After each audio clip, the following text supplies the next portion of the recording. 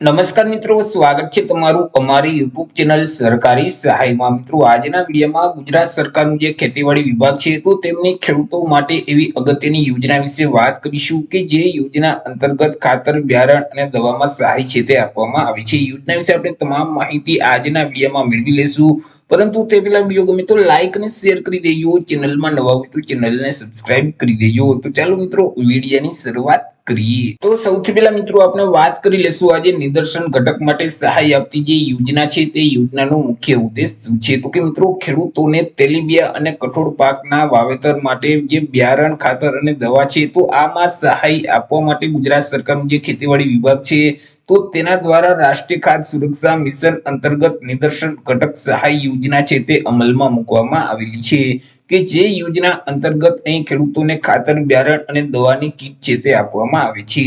વાત કરીએ આપણે યોજનાના લાભ વિશે કે આ યોજનાનો લાભ છે તે કોને કોને મળવા પાત્ર થશે. તો કે યોજનાનો લાભ છે તે રાજ્યના તમામ વર્ગના ખેડૂત ખાતેદારોને મળવા પાત્ર થશે. પછી તે કોઈ પણ વર્ગના ખેડૂતો હોય, એસસી, એસટી, ઓબીસી, ડબ્લ્યુએસ કે સામાન્ય એટલે જનરલ, રાજ્યના કોઈ પણ વર્ગના ખેડૂત ખાતેદાર આ યોજનાનો લાભ છે તે મેળવી શકે છે. યોજના અંતર્ગત 1 હેક્ટરની મર્યાદામાં અહીં ખેડૂતોને સહાયનો લાભ છે તે મળવા પાત્ર થાય છે. પરંતુ અમુક કોઈ પણ જે બીજા પાકો છે તો તેના માટે વધુમાં વધુ 2 હેક્ટરની મર્યાદામાં સહાયનો લાભ છે તે મળતો હોય છે. મિત્રો, અહીં સંયુક્ત ખાતેદાર હોય તો તેવા કિસ્સામાં કોઈ પણ એક જ ખેડૂતોને યોજનાનો લાભ છે તે મળવા પાત્ર થશે અને તે ખેડૂતોએ અન્ય જે બાકીના ખેડૂતો છે તેમની સંમતિ ફરજિયાત આપવાની રહેશે.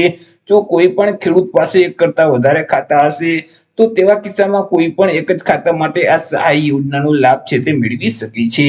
વાત કરી લઈએ સહાય વિશે તો કે આ યોજના અંતર્ગત અનાજ, તેલીબિયા અને કઠોળ પાકો છે જેમ કે સોયાબીન, મકાઈ, મગફળી છે, દિવેલા છે, રાગી, ઘઉં, રાઈ, કપાસ, તલ, તુવેર, ડાંગર, ચણા, મગ, જુવાર, શેરડી, અડદ, બાજરી.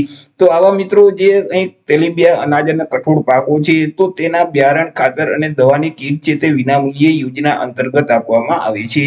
આ યોજનાનો લાભ છે તે ખેડૂતો દર વર્ષે મેળવી શકે છે. દર વર્ષે તમે યોજનાનો લાભ છે તે મેળવી શકશો. યોજનાનો લાભ મેળવવા માટે તમારે અરજી કઈ જગ્યાએ કરવાની રહેશે. તો કે યોજનાનો લાભ મેળવવા માટે તમારે ઓનલાઈન અરજી ફોર્મ છે તે ભરવાનું હોય છે.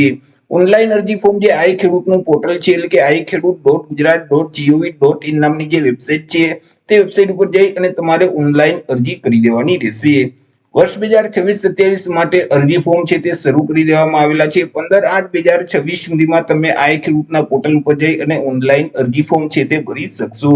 ડોક્યુમેન્ટની વાત કરીએ કે જ્યારે તમને ડોક્યુમેન્ટ અપલોડ કરવાનું કહેવામાં આવે તો ત્યારે તમારે કયા કયા ડોક્યુમેન્ટ અપલોડ કરવાના રહેશે.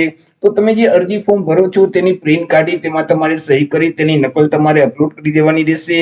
બેંક પાસબુકના પ્રથમ પાનાની નકલ અથવા તો રદ કરેલ ચેક છે, આધાર કાર્ડ છે, ગામ નમૂના નંબર 7/8 ના ઉતારાની નકલ છે. જો તમે એસસી કે એસટી કેટેગરીમાં આવતા હોય તો જાતિનો દાખલો છે, સંયુક્ત ખાતેદારો માટે બાહેંધરી પત્રક છે, દિવ્યાંગો માટે દિવ્યાંગતાનું પ્રમાણપત્ર છે. જો વન અધિકારી ક્ષેત્ર લાગુ પડતું હોય તો વન અધિકારીનું જે પ્રમાણપત્ર છે તે પણ તમારે આપવાનું રહેશે. તો જ્યારે તમને મિત્રો ડોક્યુમેન્ટ અપલોડ કરવાનું કહેવામાં આવે તો તમારે ઓનલાઈન આઈ ખેડૂતના પોર્ટલ ઉપર જઈ અને આટલા ડોક્યુમેન્ટ અપલોડ કરી દેવાના રહેશે.